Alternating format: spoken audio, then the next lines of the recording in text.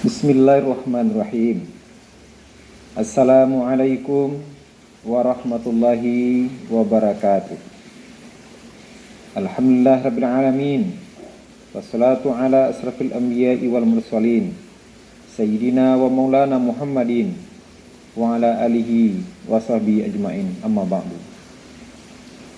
Pertama-tama, marilah kita panjatkan puji dan syukur kepada Allah Subhanahu wa taala yang telah memberikan kita nikmat sehat, nikmat kesempatan, nikmat iman wal Islam, sehingga dengan itu kita bisa menjalani hidup kita ini penuh dengan makna dan tujuan yang diliputi keberkahan-keberkahan yang menilai ibadah guna kebahagiaan dan keselamatan kehidupan dunia dan akhirat kita.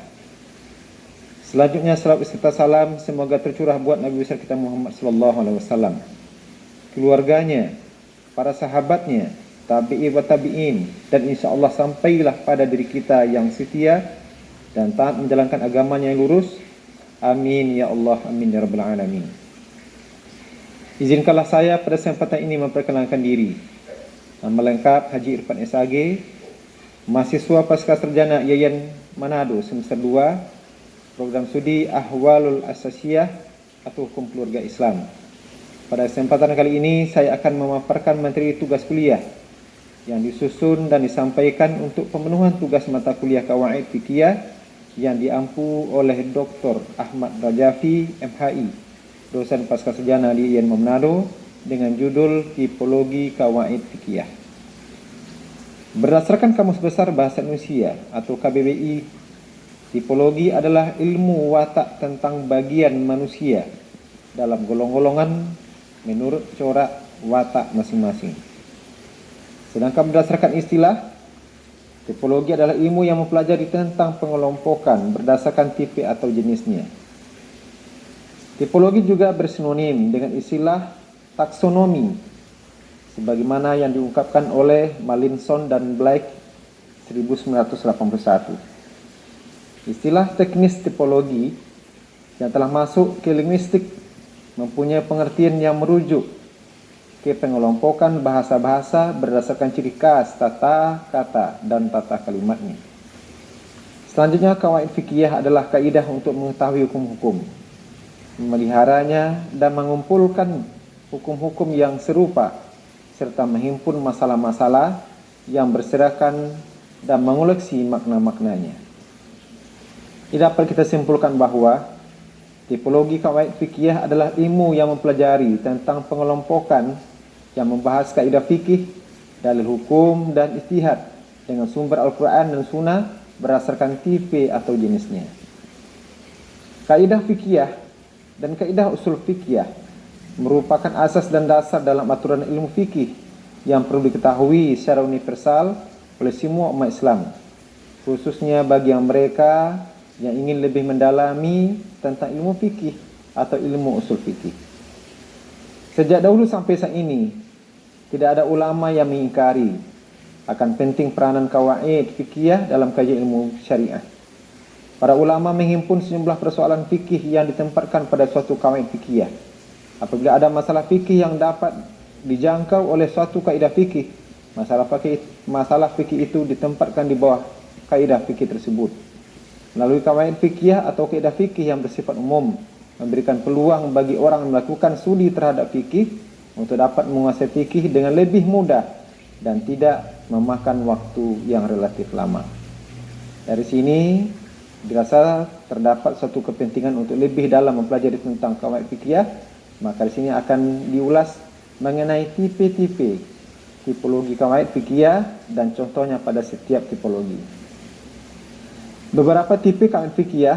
Yang pertama, berdasarkan sumber dan rujukannya. Ditinjau berdasarkan sumber dan rujukannya terbagi menjadi dua bagian, yaitu berdasarkan nas Al-Quran maupun hadis, dan kedua berdasarkan formulasi ijtihad yang dilakukan oleh fuqaha dalam kaitannya dengan masalah fikih. Yang kedua, qawaid fikih berdasarkan sifatnya. Dalam hal ini dapat dikategorikan pada dua jenis, yaitu yang pertama independen istiqlal dan kedua dependen tabiah. Independen istiqlal adalah kaidah yang bukan turunan dari kaidah dasar, Sedangkan kaidah dependen tabiah adalah kaidah yang merupakan turunan dari kaidah dasar. Yang ketiga, berdasarkan perspektif kesepakatan atau konvensi. Berdasarkan perspektif kesepakatan atau konvensi, kawaid fikih ini dapat dikategorikan juga kepada dua jenis, yaitu pertama, kaidah yang disepakati oleh para fuqaha konvensional muttafaqun alaih, dan kaidah yang diperdebatkan oleh para fuqaha non konvensional muttafaqun alaih. Yang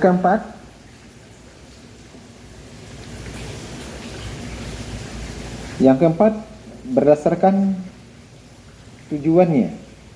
Berdasarkan tujuannya, kawaid fikih terbagi menjadi dua bagian, yaitu pertama, menghilangkan bahaya, dar'u al-mafasid, dan kedua, mengambil manfaat atau jalbu al-masalih.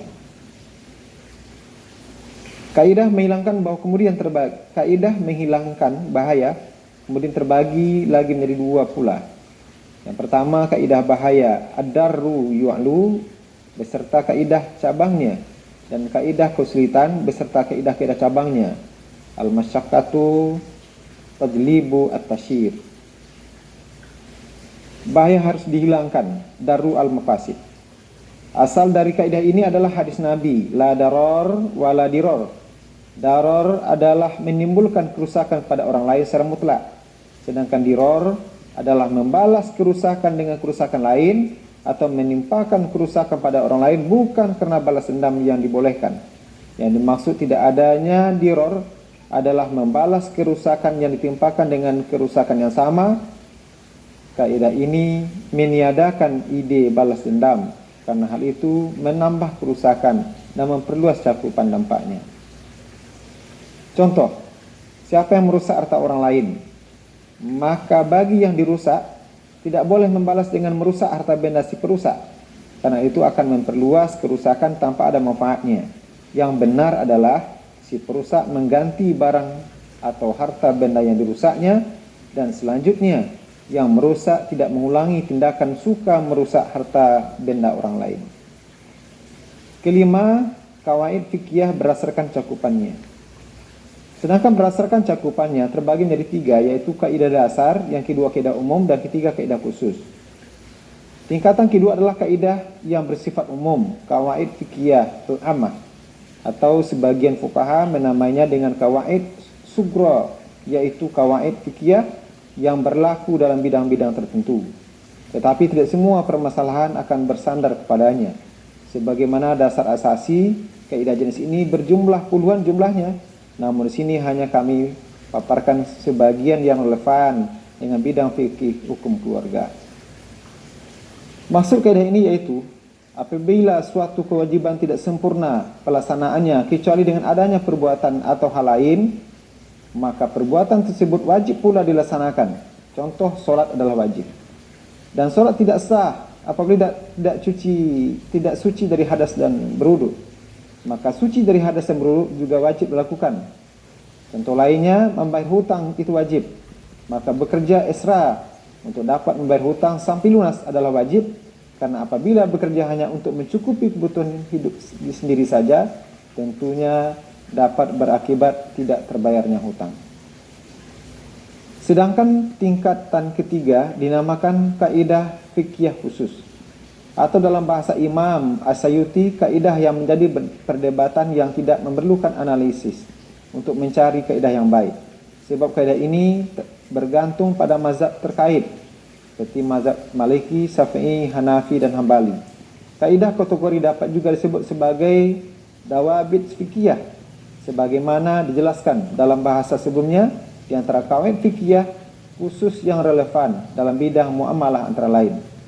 Segala bentuk muamalah pada dasarnya adalah mubah, boleh, kecuali ada dalil yang mengharamkannya. Ini menjadi alasan bagi setiap bentuk transaksi, perdagangan dan ekonomi menjadi halal, kecuali jelas ada alasan yang melarangnya. Contoh kaidah dalam bermuamalah. Jika dua orang berperilaku muamalah berselisih tentang suatu hal berkaitan dengan muamalah, maka keberpihakan diberikan kepada yang lebih kuat alasannya. Makna kaidah. Kaidah ini menjadi rujukan dalam kasus perselisihan yang terjadi antara pihak-pihak berlaku akad muamalah, baik jual beli, sewa menyewa, gadai atau selainnya. Jika terjadi perselisihan antara mereka berkaitan dengan persyaratan, harga atau hal-hal lainnya, maka pihak yang lebih kuat alasannya, yang lebih dikuatkan perkataannya. Dalam akad jual beli misalnya, ada kalanya lebih dikuatkan adalah perkataan si penjual, dan ada kalanya yang lebih dikuatkan adalah perkataan si pembeli. Dalam kasus perselisihan semacam ini, seringkali penyelesaiannya dikembalikan kepada hukum asal dari permasalahan yang bersangkutan. Di antaranya, jika terjadi perselisihan tentang ada tidaknya persyaratan tambahan, maka hukum asalnya persyaratan itu tidak ada. Demikian pula, jika suatu akad jual beli telah selesai dan dinyatakan sah, kemudian salah satu pihak menyatakan bahwa jual beli itu tidak sah karena sebab tertentu, maka keputusannya berpihak kepada orang yang menyatakan sah, karena hukum asal suatu akad yang telah terjadi adalah sah. Demikian pula perkataan dengan cacat pada barang yang diperjualbelikan. Jika telah terjadi akad jual beli, kemudian si pembeli menyatakan ada cacat pada barang, maka hukum asalnya cacat tersebut tidak ada, kecuali jika ada bukti pendukung, dan hukum-hukum asalnya sebagaimana jelaskan para ulama. Kesimpulan, berdasarkan tipe-tipe tipologi kawaid fikih, yaitu: 1. Berdasarkan sumber dan rujukannya, berdasarkan nas Al-Quran dan hadis, berdasarkan formulasi fuqaha, kemudian berdasarkan sifat independen, kemudian berdasarkan perspektif kesepakatan disepakati diperdebatkan, kemudian berdasarkan tujuan menghilangkan bahaya mengambil manfaat, terakhir berdasarkan cakupannya, kaidah dasar, kaidah umum, dan kaidah khusus. Demikianlah pemaparan saya tentang tipologi kawaid fikih sebagai materi diamanahkan kepada diri saya. Semoga bisa memenuhi tugas mata kuliah kawaid fikih, dan lebih luas lagi, semoga jadi peningkatan khazanah ilmu bagi kita semua. Amin ya rabbal alamin. Dan terima kasih atas perhatiannya. Saya ucapkan terima kasih. Assalamualaikum warahmatullahi wabarakatuh.